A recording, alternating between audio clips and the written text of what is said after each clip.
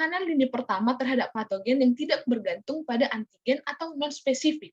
Jadi imunitas bawaan ini sering dikenal dengan imunitas non-spesifik. Kemudian mekanisme pertahanan pada imunitas bawaan ini terjadi dalam hitungan jam setelah virus tadi masuk ke dalam sel. Kemudian respon imun bawaan ini tidak memiliki memori imunologi sehingga tidak mampu mengenali patogen yang sama pada pemaparan selanjutnya. Jadi ketika tubuh kita telah masuk oleh virus, imunitas bawaan ini untuk waktu berikutnya tidak dapat mengenali kembali patogen yang masuk ke dalam tubuh kita. Sedangkan imunitas bawaan tergantung pada antigen dan spesifik antigen, sehingga terdapat suatu keterlambatan respon saat terpapar antigen dengan respon maksimal.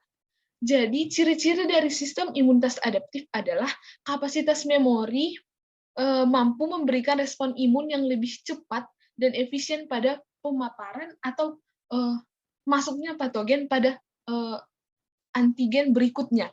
Jadi imunitas bawaan ini dan adaptif ini saling melengkapi sehingga memberikan efek yang menyebabkan kerentanan host terhadap serangan patogen. Nah, yang pertama di sini ada innate immunity atau sering disebut non-spesifik. Jadi responnya ini terjadi 0-4 jam atau yang seperti yang tadi ketika patogen itu masuk ke dalam tubuh. Nah, innate immunity atau sistem imunitas bawaan ini terdiri dari mekanisme mekanik sebagai lini pertama atau substansi mikroba, ada fagosit, sel NK, respon inflamasi sebagai respon lini kedua. Kemudian pertahanan lini pertama ini adalah kulit atau membran mukosa kita. Jadi di sini mekanisme masuknya itu mikroorganisme seperti virus tadi ke dalam tubuh ada dua cara. Bisa melalui kulit sebagai bariernya, atau bisa melalui aliran air mata, saliva, dan urin. Nah, kemudian kulit ketika virus masuk melalui kulit atau mukosa, akan memberikan fungsi barier fisik dan kimiawi sebagai pertahanan lini pertama yang mencegah patogen atau substansi seperti virus ini masuk ke dalam tubuh dan menyebabkan penyakit. Kemudian di lapisan sel kertain yang tersusun rapat ada pengelupasan sel epidermis memberikan fungsi barier fisik tempat termasuknya virus ini. Kemudian ada lapisan epitel yang melapisi kavitas tubuh pada membran mukosa yang akan mensekresikan cairan mukus yang sedikit kental dan dapat merangkap banyak substansi atau virus seperti yang kita bahas ini. Kemudian membran mukosa hidung memberikan ada rambut-rambut memberikan rambut atau bulu hidung yang dilapisi dengan mukus untuk merangkap dan menyaring mikroba atau virus-virus atau bakteri yang masuk ke dalam hidung kita. Terus ada silia yang seperti rambut pada permukaan sel epitel pada membran mukosa yang akan mendorong keluar debu atau mikroba yang terperangkap ke mukus ke arah tenggorokan. Kemudian ada di sel imun ini kita dapat melihat ada sel makrofag, sel basofil, eosofil, neutrofil, sel limfosit atau sel T dan monosil. Kemudian di pertahanan lini kedua itu yang merupakan pertahanan internal. Jadi patogen akan berhadapan dengan pertahanan lini kedua jika bisa melewati barier fisik atau pertahanan lini pertama tadi. Nah, di pertahanan yang kedua ini ada substansi antimikroba internal, ada fagosit, ada sel NK, inflamasi, dan demam. Nah, di sini substansi antimikroba. Nah, di substansi antimikroba terdapat 4 jenis antimikroba yang mencegah pertumbuhan mikroba atau virus ini, seperti interferon, komplement, error binding protein, dan protein antimikroba. Nah, jadi di sini gunanya adalah untuk menginduksi sintesis protein antivirus dalam rangka untuk mengganggu replikasi virus, mengganggu perbanyakan virus. Nah, di sini Di sini protein akan mengikat besi untuk menghambat pertumbuhan virus tadi dengan cara mengurangi ketersediaan zat besi di tubuh. Nah, setelah itu ada fagosit dan sel NK. Sel yang khusus untuk berperan dalam proses fagositosis disebut sel fagosit, yang terdiri dari dua sel utama, yaitu neutrofil dan makrofag. Jadi sel ini akan bermigrasi ke area yang diinfeksi oleh virus ini. Makrofag berasal dari monosit yang membesar atau berkembang. Nah, di sini pergerakan fagosit disebabkan oleh mediator kimiawi yang melepaskan virus atau mikroba, leukosit, sel jaringan yang rusak, atau protein komplement yang aktif. Nah, kemudian ada tahapan adherence atau pelekatan fagosit ke virus atau ke mikroba atau ke benda asing yang masuk ini. Tahapan ini merupakan pembentukan penonjolan membran plasma fagosit. Nah, kemudian ada tahap terakhir yaitu pembentukan atau penonjolan membran plasma yang akan menelan mikroba membentuk fagosom. Fagosom ini akan bergabung dengan lisosom dalam sitoplasma membentuk struktur fagolisosom yang lebih besar yang akan mencerna dinding sel mikroba seperti mencerna karbohidrat, protein, lipid, dan lainnya. Nanti fagosit ini juga akan membentuk oksidan seperti anion superkosit, anion hiperklorid, hidrogen peroksida. Dan semuanya ini berfungsi untuk membunuh mikroba. Kemudian ada sel NK. Sel NK ini merupakan 15% dari jumlah total limfosit yang ada dalam darah kita. Jadi sel NK ini akan mengenali sel tumor dan sel yang terinfeksi oleh virus secara umum. Jadi sehingga di sini tidak memberikan respon memori. Dan makanya diklasifikasikan ke imunitas bawaan karena dia nggak bakalan menghasilkan respon memori.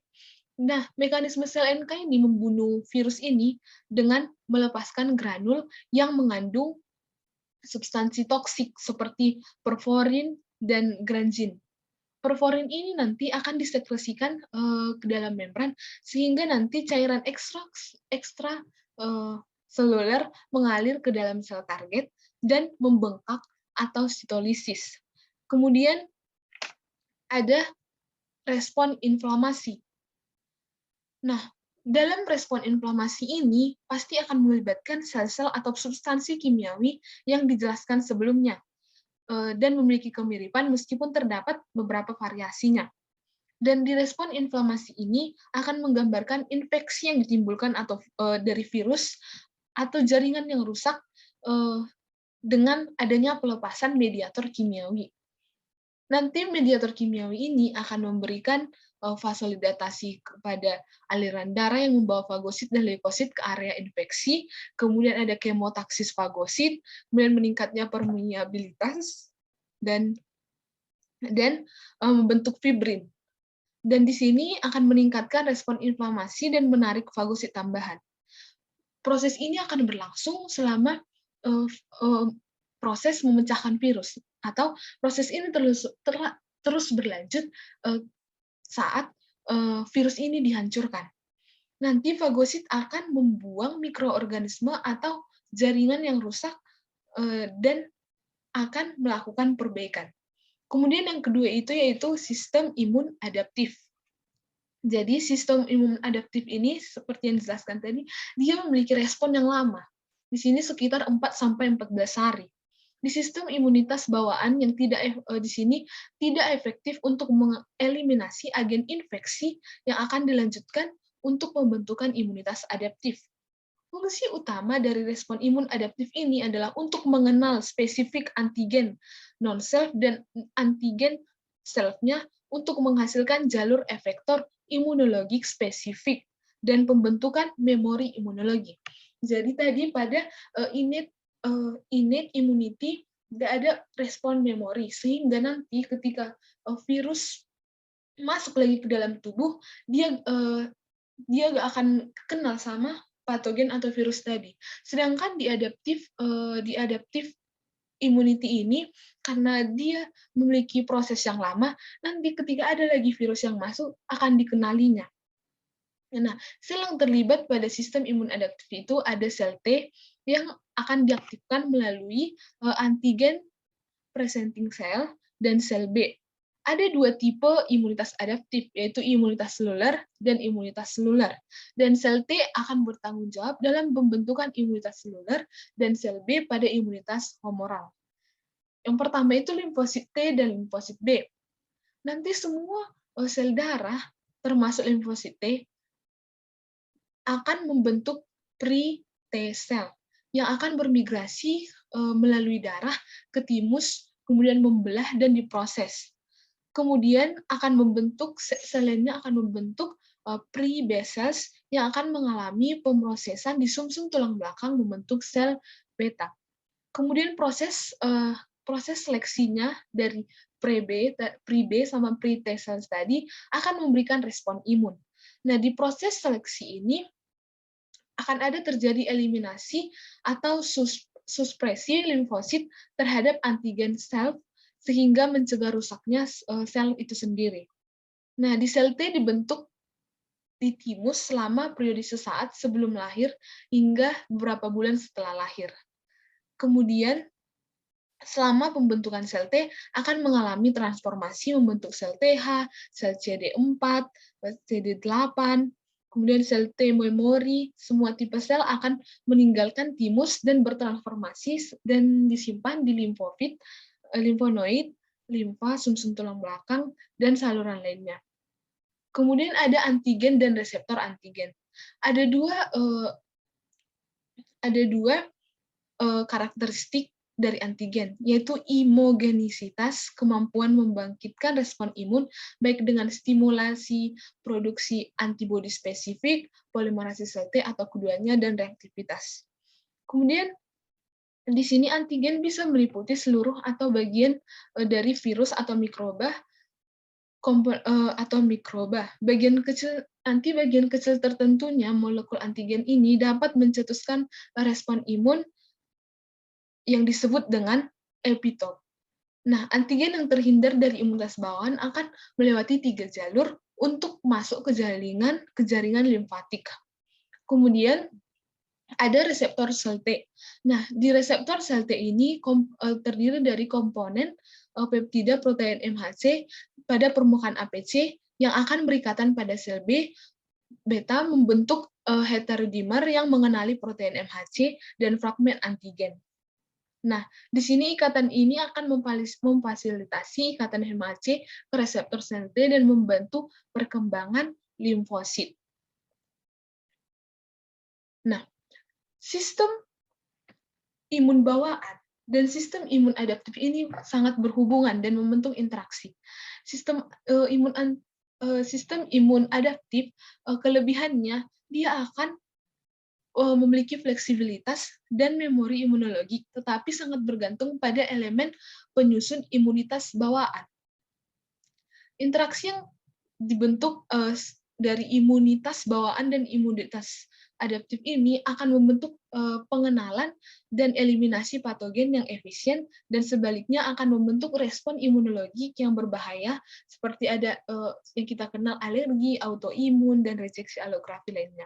Kemudian sistem imun bawaan yang mengenali infeksi akan virus atau mikroba lainnya akan menghasilkan respon imun yang segera dan membentuk imunitas adaptif melalui deteksi dan akan ada respon yang cepat. Kemudian sistem ini juga akan menentukan lokasi di mana virus tersebut, sehingga akan memberikan gambaran tentang pengontrolan sistem imun bawaan terhadap imunitas adaptif. Nah, jadi kesimpulannya, imunitas bawaan itu diperkaya dari struktur dan sel permukaan barrier tubuh manusia yang dengan cepat merespons serangsangan yang berasal dari inang atau mikroba. Imunitas bawaan ini juga punya peran yang penting untuk mempengaruhi secara langsung imunitas adaptif dalam konteks homeostasis, infeksi, atau peradangan. Dan imunitas adaptif juga melakukan timbal balik dengan mempengaruhi sel pada sistem imun bawaan